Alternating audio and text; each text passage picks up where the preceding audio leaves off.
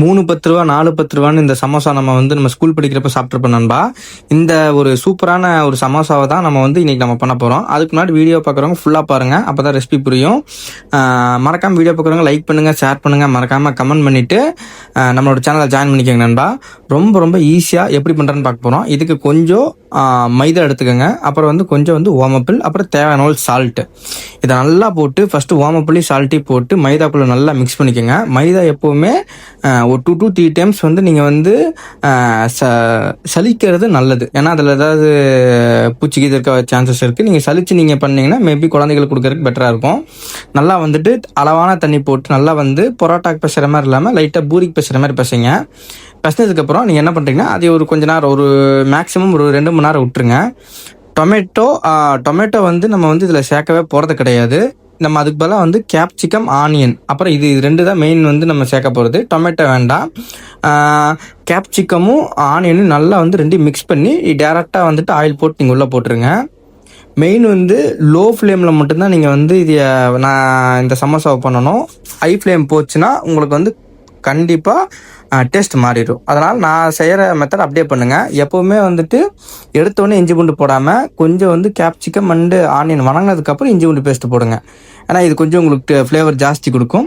அதுக்கப்புறம் நீங்கள் கொஞ்சம் தேவையான அளவு சில்லி பவுடர், டெர்மரிக் பவுடர், அப்புறம் சால்ட், இவ்வளோ தான். வேறு எதாவது நீங்கள் போட வேண்டாம். எக்ஸ்ட்ரா ஏதாவது சிக்கன் மசாலா இது போடணும்னா அது உங்கள் சாய்ஸ் தான், வியூவர்ஸ் நீங்கள் போட்டுக்கலாம்.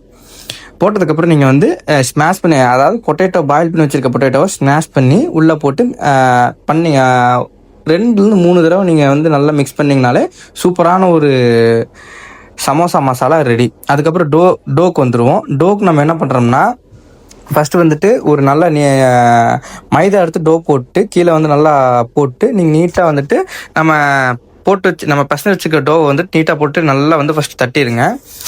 தட்டினதுக்கப்புறம் என்ன பண்ணுறீங்கன்னா நல்லா ஒரு பூரிக்கட்டையை எடுத்துகிட்டு நல்லா தேய்ங்க, நல்லா பெருசாக தேய்ங்க.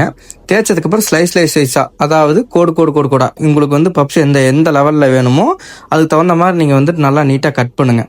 ஸ்லைஸாக கட் பண்ணிவிட்டு பாட்டர் வச்சு நீங்கள் அதில் கார்னர் பிளேஸ், அதாவது எண்ட் பிளேஸில் வாட்டர் வச்சு நீங்கள் நீட்டாக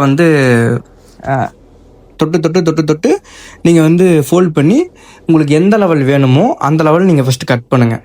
பாருங்கள், பெரிய சமோசா வேணும்னா பெருசாக நீங்கள் கட் பண்ணலாம். சின்ன சமோசானா அதுக்கு தகுந்த மாதிரி நீங்கள் கட் பண்ணிக்கலாம் நண்பா. கொஞ்சம் நீங்கள் வச்சு நீங்கள் இந்த மாதிரி நான் ஃபோல்ட் பண்ணுற மாதிரி ஃபோல்ட் பண்ணுங்கள். ஃபோல்ட் பண்ணி நல்லா உங்களுக்கு எந்த சைஸ் வேணுமோ அந்த சைஸில் நீங்கள் இது பண்ணுங்கள். சேம் உங்களுக்கு கடையில் பண்ணுற மாதிரி சமோசா ரவுண்ட் பண்ணி உள்ளே போடுற மாதிரி இருந்ததுன்னா அதுக்கு நிறையா மசாலா வேணும், நிறைய எண்ணெய் பிடிக்கும். நான் பண்ணுறது ஜஸ்ட் ஒரு சின்ன சமோசா, அது ஸ்டார் டைப்பில் பண்ணுறேன். இது உங்களுக்கு இதுவுமே உங்களுக்கு கொஞ்சம் கரெக்டாக பண்ணால் தான் வரும். நீங்கள் ஹை ஃப்ளேமில் பறித்து ஃப்ரை பண்ணிங்கன்னா கண்டிப்பாக உங்களுக்கு ரொம்ப கருகி போயிடும். நான் பண்ணுறது அப்படியே ஃபாலோ பண்ணுங்கள். மறக்காமல் வீடியோவை சப்ஸ்கிரைப் பண்ணுங்கள், ஷேர் பண்ணுங்கள், தெரிஞ்சவங்களுக்கு ஃபார்வர்ட் பண்ணி விடுங்க.